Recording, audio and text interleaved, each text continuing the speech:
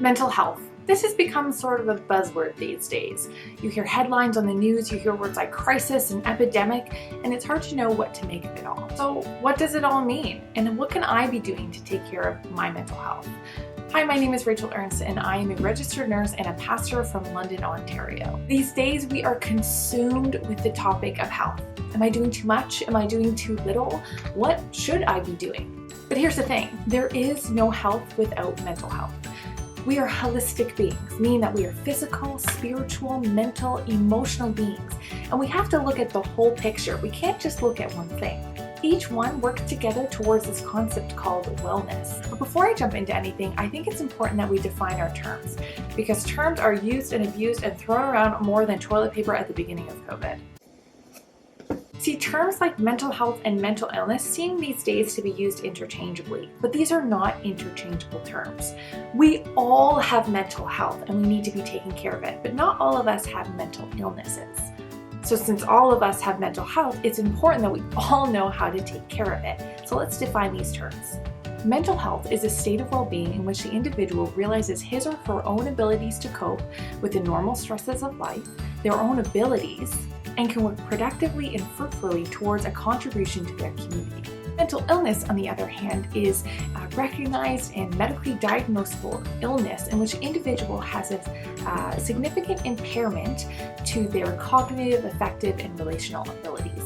These disorders or illnesses can develop from biological, developmental, or psychosocial factors. And these disorders can also be managed through approaches similar to the ones we would take towards physical disorders, meaning prevention, diagnosis, treatment, and rehabilitation. In this time, our perseverance is being challenged. It is mentally exhausting, and I'm sure you've wondered to yourself, well, I'm just at home all the time. Why am I so exhausted?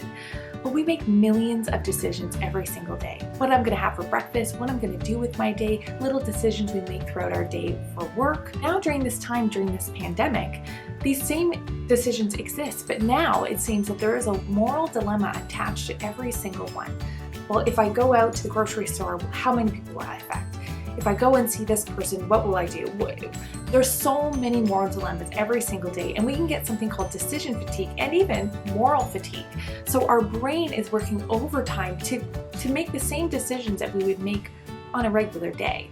Our brains are working so hard to process, and they can get tired. Not only that, we have the added stress of what's actually going on, let alone having to work from home, people getting laid off. You go from parenting 4 hours a day to 24 hours a day, the added stress of that there's actual illness out there.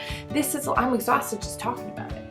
But when we are really exhausted, we become more prone to things like anxiety and depressive episodes. When your physical body is stressed, your immune system has a reduced ability to fight off antigens. And in the same way, when you're mentally stressed, your ability to cope can be reduced. It's a simple concept, but it's one that we need reminding of. And this is where self-care becomes so important. This is another term that we need to define, because it's not just face masks and bath bombs. Now, don't get me wrong, I love me some face masks and bath bombs. That's not what that means. Self-care is creating for yourself a life that you don't have to regularly escape from. It's schedule, it's nutrition, it's activity. It's doing things for your body and your mind that help you function and be able to cope. So what are some practical things that we can do? I created a checklist that you can just go through every single day. If you're having a particular day that you're feeling anxious or you're feeling down, go through this list and see maybe where you can identify a deficit. It's a simple acronym you can easily memorize, so you can look through it every single day. In the next coming videos, we're going to begin to unpack every single step and the importance and how it works with our bodies. Remember, it's our bodies, our minds, they work together. So if you're feeling anxiety or if you feel like your ability to cope has been reduced, it's time to check the facts.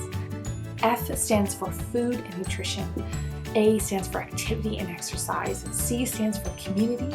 T, television and screen time. And S stands for sleep. I cannot wait to begin to unpack some of these with you, and I know it's going to be a meaningful time. So make sure you tune back into the next couple of weeks, and I hope that you stay healthy and stay safe and take care of your body and your mind. See you then.